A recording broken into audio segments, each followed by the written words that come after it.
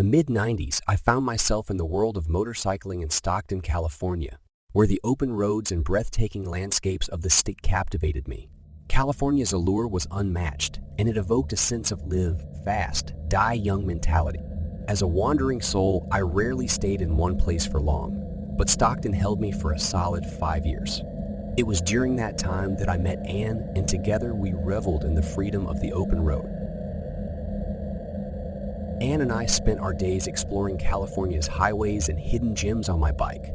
We felt invincible, fueled by a sense of adventure and the occasional indulgence in mind-altering substances. But on one particular occasion, I found myself in need of supplies and ventured to the neighboring town of Linden. Linden was a stark contrast to Stockton, filled with gritty biker bars and seasoned veterans of the motorcycle culture. Though I enjoyed the atmosphere, the lack of people my age made me a mere occasional visitor. My main reason for going there was to reach Linden Inn, a bar where I could obtain the items I needed. As I sat at the bar counter, nervously sipping my beer, my eyes scanned the room, anticipation building within me. I had heard stories about a man named Lauren, a figure known to everyone in town. He was shrouded in mystery, and his reputation preceded him. The nervousness I felt had nothing to do with physical intimidation. I had been in my fair share of fights, but rather the uncertainty of whether I would be sold legitimate goods or bunk. Suddenly, the door swung open, drawing everyone's attention. A figure emerged, towering at 6.4 feet with long hair, earrings, and an aura of intensity. Dressed in denim from head to toe, he exuded an air of danger. Numerous people approached him, bombarding him with requests and inquiries about their desired items. It was unmistakable. This was Lauren, the man I had been waiting for. Surrounded by the eager crowd, Lauren's gaze locked onto me, and with a single word, he dispersed the clamoring voices. "Not now," he declared, his eyes fixed on mine. The room fell silent and my heart skipped a beat. Slowly, he made his way towards me, uttering my name with a sense of familiarity. I confirmed that I was indeed the one seeking his services, and with that acknowledgement, we staged a tentative alliance. We left the bar behind and ventured out to his van, my nerves still on edge. The van, a vehicle that had likely witnessed its fair share of illicit dealings, became our temporary sanctuary. Nervously, I broached the subject, questioning why we had engaged in idle conversation and shared a few beers before getting down to business. His response, delivered with a calm confidence, offered insight into his method. Lauren revealed that he preferred to get to know the individuals he dealt with, seeking to ascertain their trustworthiness.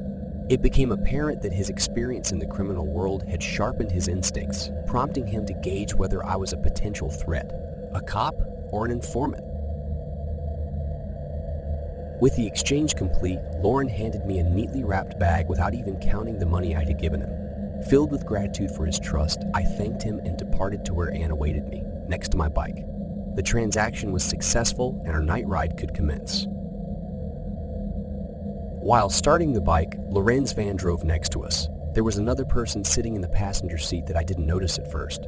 That person had a short buzz cut, mustache, and was more heavy built than Lauren. While driving next to us, Lauren's gaze locked on me again, but it was different type of gaze. Instead of blank stare, this time he seemed interested. In my young mind, I felt proud. He for sure saw my bike and was impressed by it.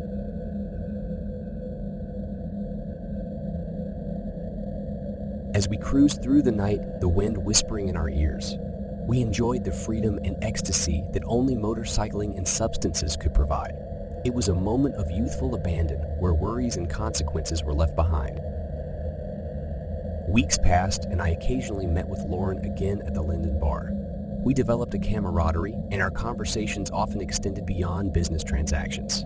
However, during one encounter, Lauren and I met unexpectedly in Stockton, which surprised me. Curiosity got the better of me, and I asked him about his presence in Stockton. With a smile, Lauren revealed his deep connection to the city, recounting memories of years spent there. It was a side of him I hadn't expected, and it added another layer of intrigue to our interactions. During our encounters, I also got to know his associate, Wesley, a sturdy man with a mustache who exuded a quiet strength. Wesley's intense gaze never wavered, fixed unwaveringly on me whenever we were in each other's presence. One day, Lauren mentioned Anne, expressing an interest in meeting her and offering a discount if she joined us. Unease washed over me, and I hesitated, feeling uncomfortable with the idea. But fate had a way of intertwining our lives. Hoping he developed some trust in me after a clean deal we had recently, we both drank a beer, during which I asked, "So, did you see my bike? You like it?" At first, he seemed confused, then replied, "Oh yeah, nice one." That answer invoked some sort of anger in me because I know that he stared at the bike in FA and now he pretends that he doesn't even remember. Well, I must curb my ego and calm down, I guess. The following week, Anne and I found ourselves in a bar when Lauren and Wesley walked in. The tension was palpable as they headed toward us, as if they had known we were there. Putting on a facade of nonchalance, we exchanged pleasantries and introduced Anne to them. Wesley seemed to talk way more than I know him to do so, which just raised the stress within me. This guy is not like this. He has something on his mind, I thought. After about an hour, the four of us walked outside. The midnight passed. "So, where are you up to next?" Lauren asked. I replied instantly, "Home. We are tired." I turned around, nudged Anne's shoulder, and we started to walk, just to notice after a few steps that both of them were walking slowly behind us. The idea crossed my mind to make a turn, so Lauren and Wesley can pass us by. But I made a wrong decision when I walked into 90 Degrees dark alley while holding Anne's hand. No street lights were there, only few dumpsters and the stench of a dirty alley we found ourselves in. The two followed us and stood at the exit. Light behind them illuminated the only getaway we had and the one we just passed. My heart started racing. I don't care about the deals anymore. I have to fight them and protect myself and Anne. But just as I made a step towards Lauren, he pulled his shirt a little bit, revealing a shiny grip of a gun which was peeking on the side of his trousers. I stopped frozen in my tracks. Then Wesley started approaching Anne. The instinct to protect Anne kicked in, and I positioned myself between her and Wesley. A standoff ensued, but it was abruptly interrupted by approaching car lights. I was terrified. This must be their van with yet another of their friends approaching us. What now? There is no coming out of here. But the police car stopped in front of four of us and pointed their flashlight on us. Lauren and Wesley turned around, looked at them and said, "Evening, officers." The cop said, "Gentlemen, any troubles going on which Lauren replied, "No, just a conversation." Then the cops informed us to leave the alley. Lauren and Wesley walked back to direction of the bar. Meanwhile, me and Anne went the opposite direction. I was grateful for the cops to drive slowly behind Lauren and Wesley while they were walking the opposite direction, granting us a time to get away. We drove south as far as we could. That night drive wasn't enjoyable as the night drives we had before. Lauren was not impressed with my bike after the first meeting. He was fixated on Anne. Although the experience with Lauren and Wesley had been harrowing, it was not unfamiliar territory for someone like me who had encountered dangerous situations before. So I forgot about it all. Me and Anne were coupled for a year after that, parting our ways soon after, never to see or hear each other again. It was one of those young romances that sadly doesn't last. My life had many ups and downs since then. I found a job, stable relationship, and I'm sober for 15 years now. Today, instead of long night bike rides and getting high, my hobbies are sport and crime movies.